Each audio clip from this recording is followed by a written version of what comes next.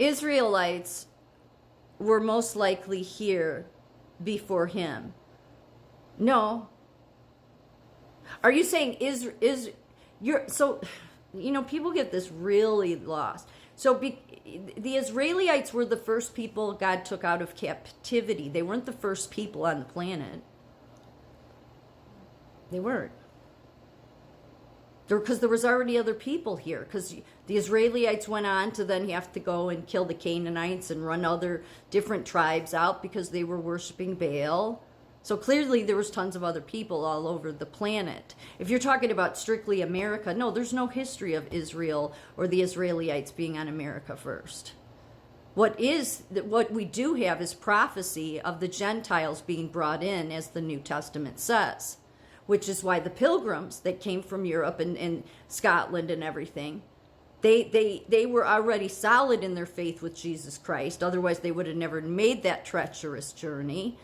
They relied, if you look at their history, everything was relied on them. I mean, yes, the Norse came here, but they didn't stay. The Norseman that came here, Leif Erikson, he didn't stay and settle. He just was the first person to actually find America. The Pilgrims, however, they actually made the covenant before they stepped on the land, made a covenant with God, because, as I've said before, the Pilgrims were actually the mature version of the Israelites. They were. The Israelites in the book of Exodus are constantly immature and losing in their faith and building idols and ripping their clothes off. It's like they're toddlers. And really, I think what it is, it's an example of that that's why God is constantly bottle feeding them. Because he's trying to, increase their faith, okay? But the Pilgrims, however, they were already solid with God. Everything in their life revolved around Jesus, which is why they wanted to come to the New World, so that they were ready to not have a king over them. I mean, it was Israel that said they wanted a king and really upset God. And I don't know if you remember that. So the Pilgrims actually said, yeah, God, we want you to be our king. So that's really what makes America special. I get Israel in the promised land and the chosen. I get all that. But, this is what pisses people off sometimes, just being honest, okay?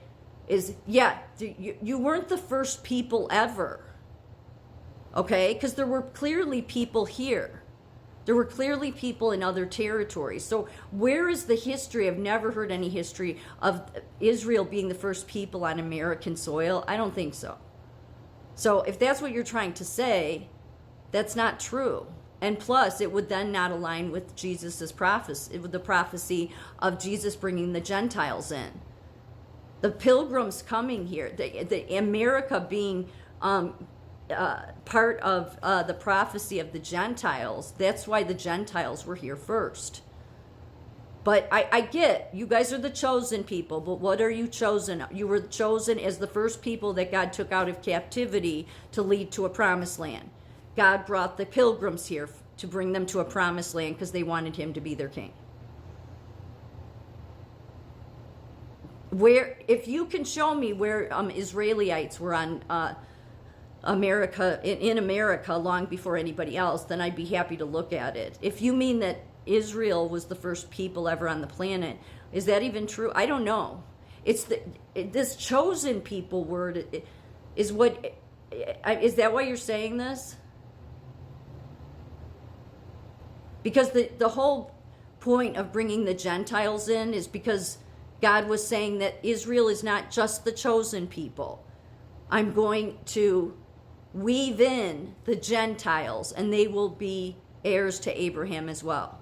But I know there's some of you, I'm not saying you, but some of you that you just, it's like, no, Israel was on every country long before anybody else. That's not true. And I don't know of any history of Israel being on American soil before the people from Scotland, the people from Europe. No, there's no history of that. What there is that God brought them here because then it would prove prophecy.